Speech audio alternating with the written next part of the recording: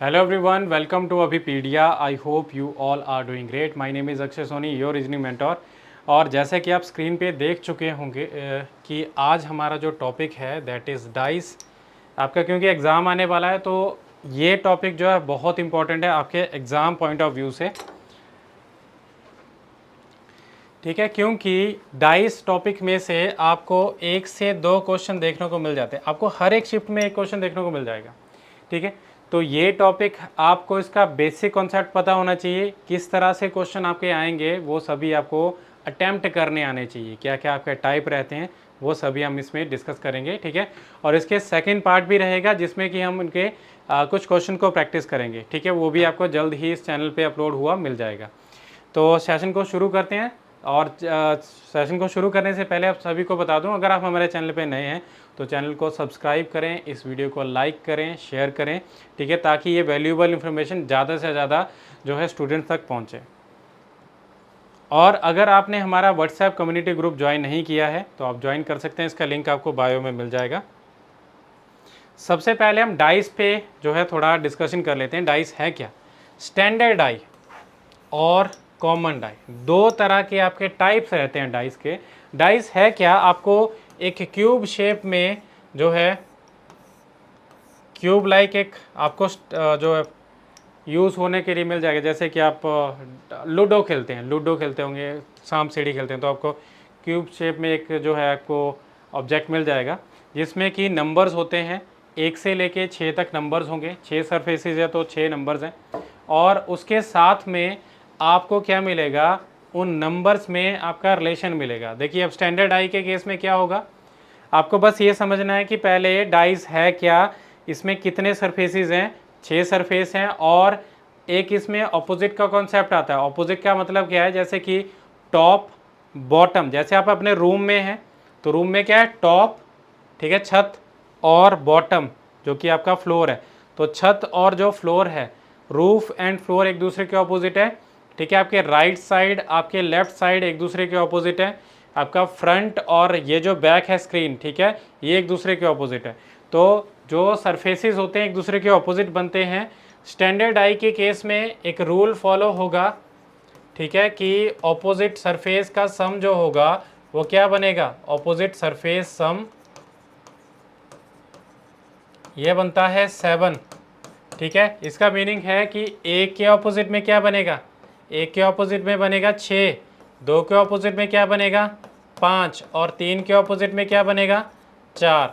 ये जो होता है ये रूल फॉलो होता है। अब आपने ध्यान से समझना है इसको। ये टॉप है तो बॉटम कहाँ पे बनेगा? नीचे, ठीक है। इधर जो है राइट साइड है आपके राइट की तरफ, और इधर क्या होगा? छुपा हुआ होगा लेफ्ट, मतलब जो है जो ऑपोजिट सरफेस होगा वो छुपा होगा। ये फ्रंट है तो ये बैक पीछे छुपा होगा, ओके। तो ये हमारे पास सरफेसेस हैं, ओके। अब ये जो रूल है, रूल आपका फॉलो होगा स्टैंडर्ड डाई के केस में, बट अगर हम कॉमन डाई की बात करें तो उसमें ये चीज़ फॉलो नहीं होती, उसमें कोई भी ऐसा रूल फॉलो नहीं होता। अब आपको एग्जांपल दे देता हूँ मैं। जो स्टैंडर्ड डाई है वो आप ऐसे मान के चलो एक स्क्वायर है, और कॉमन डाई मान के चलो रेक्टेंगल है। रेक्टेंगल मतलब चतुर्भुज, स्क्वायर मतलब वर्ग, ठीक है। तो चतुर्भुज का मतलब है कि 4 भुजाएं हैं, 4 साइड हैं, ठीक है। जो भी आपका बनेगी शेप वो क्या बनेगी? आपकी चतुर्भुज बनेगी। बट जब उसमें 4 साइड जो हैं वो चारों साइड इक्वल होंगी और उनके बीच में 90 डिग्री का एंगल जब बनेगा तो वो क्या होगा? आपका जो है स्क्वायर बनेगा, ठीक है। अब इसी चीज़ को हम क्या करेंगे? अगर हम इसमें देखें स्टैंडर्ड आई के केस में और कॉमन डाई के केस में क्या होता है, जो आपका जितने भी स्क्वायर्स हैं, ठीक है, जो मैं आपको एग्जांपल दे रहा हूँ उसको आप समझ भी लीजिए। जितने भी स्क्वायर्स हैं वो क्या हैं?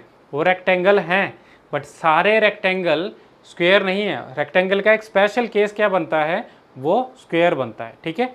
अब इसी तरह से देखो, सारे स्टैंडर्ड आई कॉमन डाई हैं, ठीक है, बट सभी कॉमन डाई स्टैंडर्ड डाई नहीं होंगे, वो वही होंगे जो कि ये रूल को फॉलो करेंगे, ओके।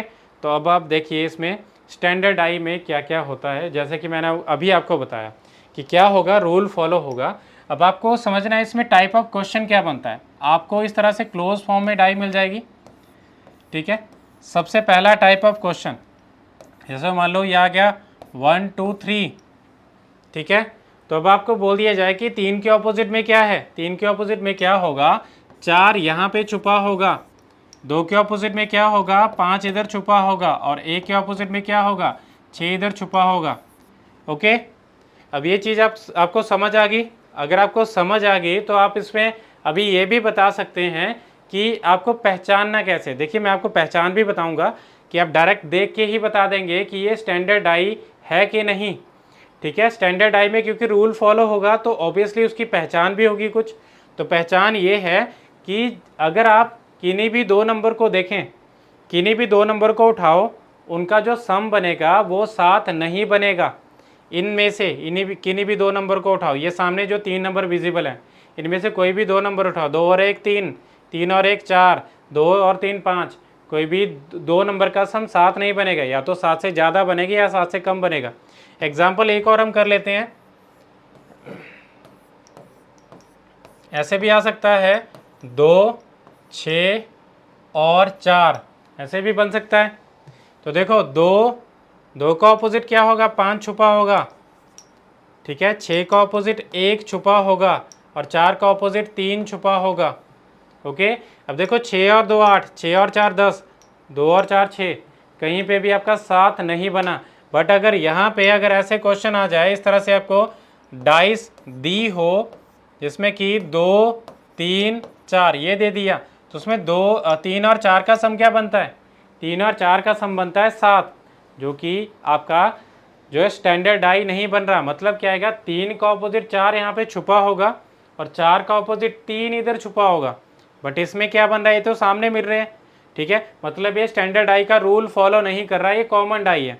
ओके, अब आपको समझ आ चुका होगा आई होप कि ये जो स्टैंडर्ड डाई किस तरह से आपने फाइंड आउट करनी है। डायरेक्ट आपको क्वेश्चन आ गया, ये तो थी close die, but open die के केस में देखते हैं ओपन डाई में क्या करते हैं। ओपन डाई में क्या आएगा, आपको इस तरह से कुछ ऊपर से दिखेगी डाई, ठीक है। जैसे आप रूम को देखें, रूम जो है जब आप छत पे जाते हैं तो रूम आपको ऐसा थोड़ी ना दिखता कि उसमें दीवारें दिख रही हैं, आपको ट्रांसपेरेंट दिख रहा है। ऊपर से छत से रूम आपको इसी तरह से दिखेगा, ठीक है। या अगर आप टॉप से देखें, ठीक है, जैसे आप ड्रोन का जो है वीडियो एक शूट करते हैं तो आप टॉप से अगर देखें तो घर जो है बिल्कुल ऐसे फ्लैट दिखते हैं। तो उसी तरह से आप डाइस को ऐसे मान के चलो कि ये बॉक्स जो है इस तरह से है, सामने इस तरह से विजिबल है, ऊपर ये छत है, इधर 4 दीवारें हैं इसमें। तो जब आप इसको ओपन करेंगे तो ओपन क्या आएगा, इस तरह से दीवारों को इस तरह से गिरा दो, तो दीवारें आपने गिरा दी, 4 दीवारें चारों तरफ गिर गई, ठीक है। और एक जो है इसमें, एक आप ऐसे मान के चलो जो छत है वो एक किसी दीवार के साथ यहाँ पे आपने गिरा दिया, ठीक है।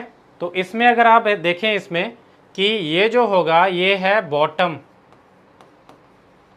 और ये है टॉप, ये एक दूसरे के क्या है, ये एक दूसरे के ऑपोजिट है।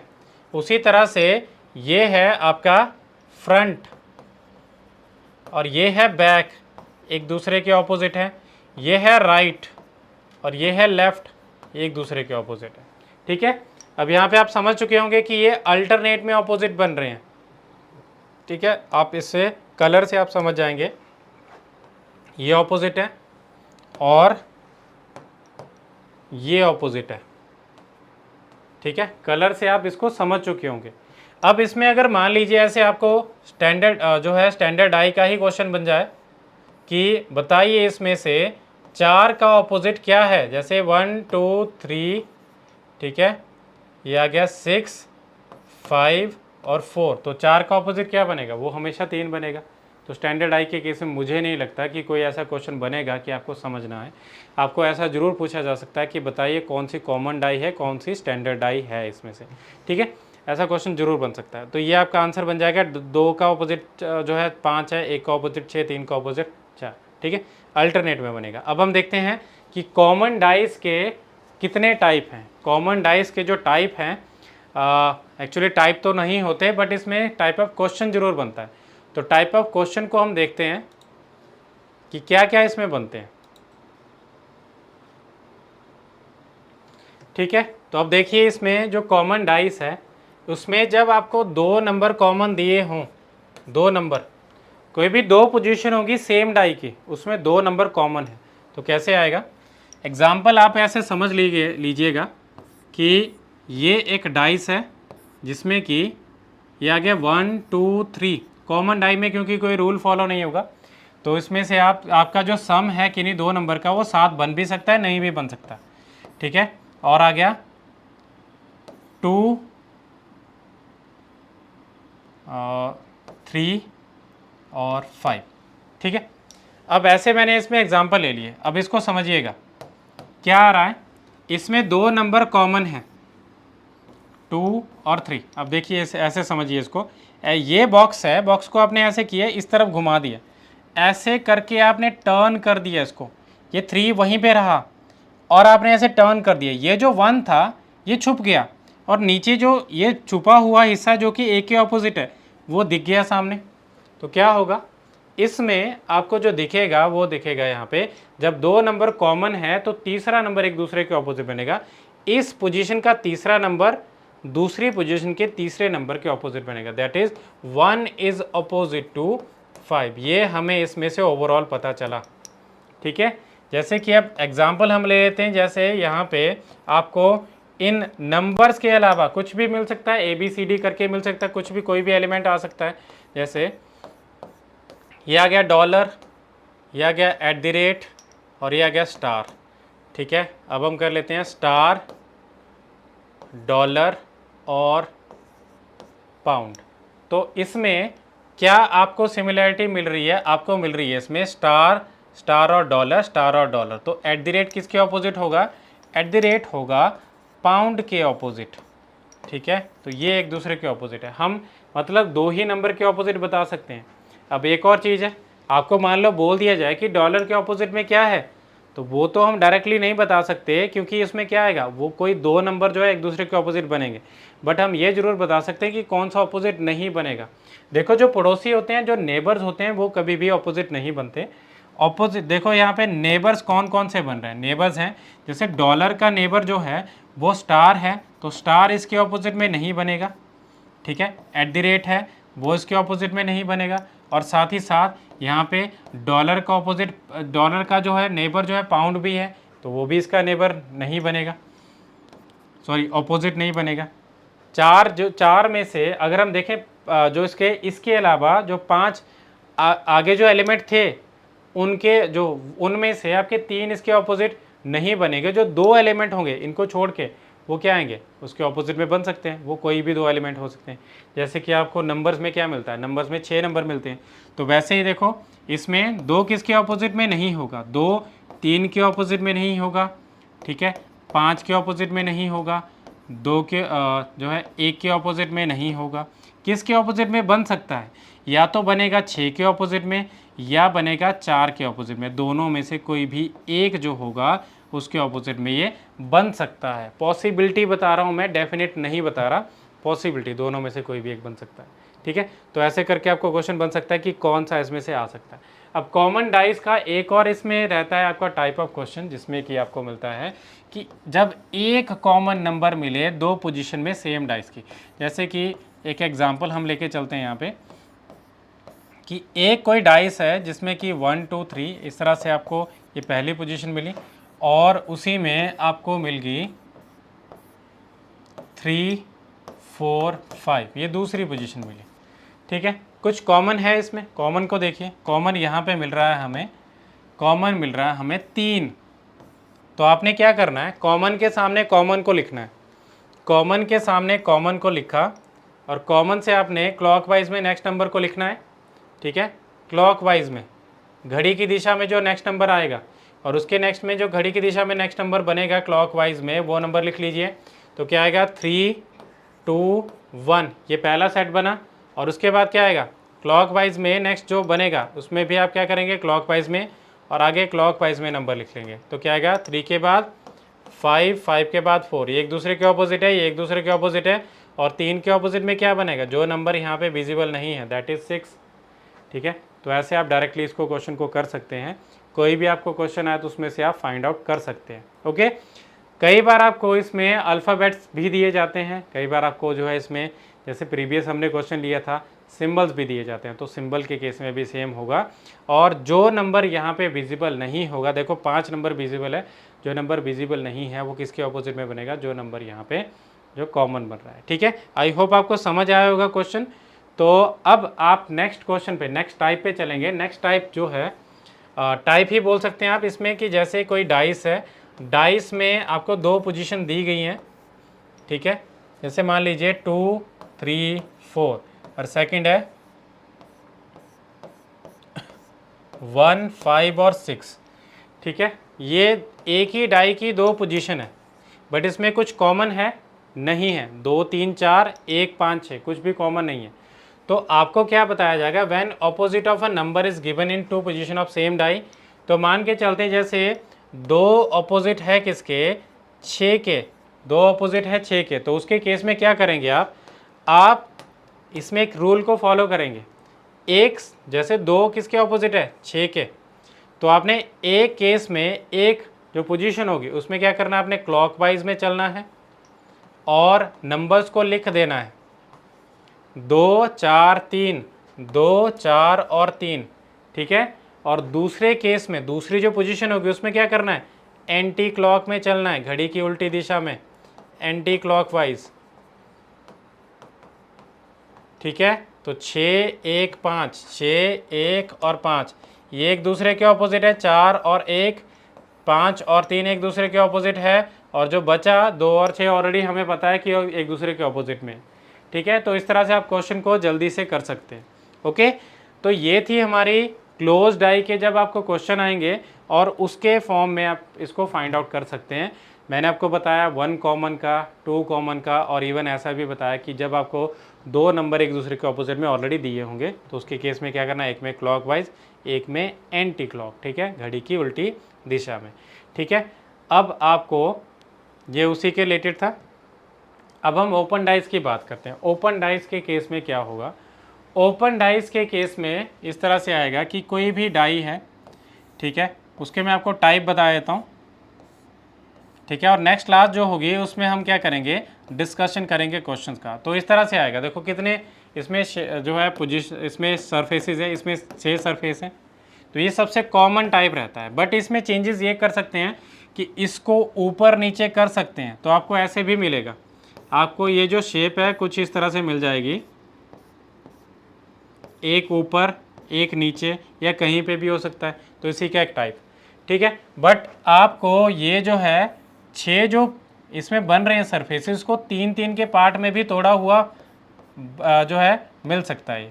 तो आपको जैसे कि मैंने बताया कि आपने क्या करना है, आपने अल्टरनेट्स पे जाना है, अल्टरनेट सीज के ऑपोजिट बनते हैं। तो सबसे कॉमन जो टाइप रहता है वो ये रहता है, अल्टरनेट्स।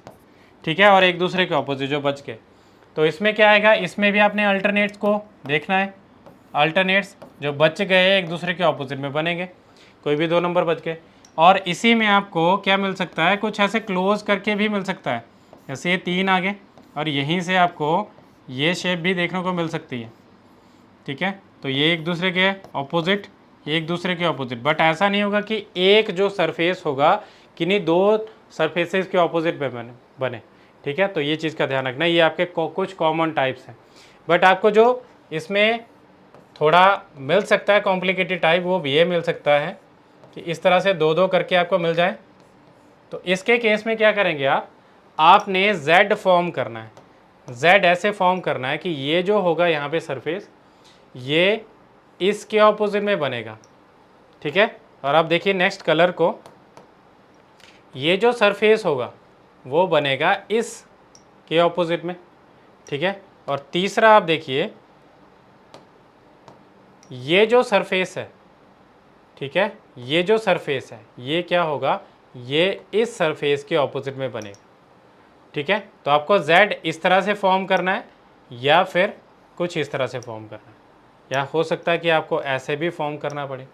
ओके, तो अल्टरनेट जो होगा, देखो इसका जो है, इसका जो पड़ोसी है, एक ये बन रहा है, एक ये बन रहा है। ठीक है, बट ये क्या होगा, इसका अल्टरनेट बनेगा, ऑपोजिट बनेगा। उसी तरह से ये और उसी तरह से ये, ठीक है। तो ये ध्यान रखना है। अब आप देखिए एक क्वेश्चन आपको ऐसे मैं एग्जांपल दे देता हूँ यहाँ पे, अगर इस फॉर्म में बन जाए क्वेश्चन, जैसे 1 2 3 4 5 6, तो क्या आएगा इसमें, एक के ऑपोजिट में क्या बनेगा। अब हम क्योंकि एक के ऑपोजिट में 3 भी बन सकते, 3 के ऑपोजिट में 6, ऐसा नहीं बनेगा कि एक नंबर 2 के ऑपोजिट में बने, ऐसा कभी नहीं होगा। तो क्या आएगा, इसमें आपने Z फॉर्म करना है। ऐसे आपने Z फॉर्म किया, एक किसके ऑपोजिट में बनेगा, 5 के, 2 किसके ऑपोजिट में बनेगा, 6 के, और 3 किसके ऑपोजिट में बनेगा, 4 के। तो ये ऑपोजिट बनेंगे एक दूसरे के, ठीक है। आई होप आपको समझ आया होगा ओपन डाइस का कॉन्सेप्ट, ठीक है। बहुत इजी टाइप के क्वेश्चन होते हैं, और नेक्स्ट जो सेशन रहेगा उसमें आप प्रैक्टिस सेशन एक करेंगे, ठीक है, क्योंकि आपका एग्ज़ाम आने वाला है। तो बहुत इंपॉर्टेंट टॉपिक है ये, इसमें से डेफिनेटली आपको क्वेश्चन देखने को मिलता ही है, ठीक है। तो अभी हम करते हैं सेशन को क्लोज। आई होप आपको समझ आया होगा। और मैं एक बात आपको बताना चाहता हूँ कि माइक्रो कोर्स, अभी पीडीए की जो पहल है, ठीक है, अभी पीडीए के जो माइक्रो कोर्स हैं, माइक्रो वर्स, ये जो है एक बोल सकते हैं कि छोटा पैकेट बड़ा धमाका। आपको जो है ये छोटे कोर्सेज हैं और इनके रिजल्ट्स जो हैं बहुत बड़े बड़े हैं।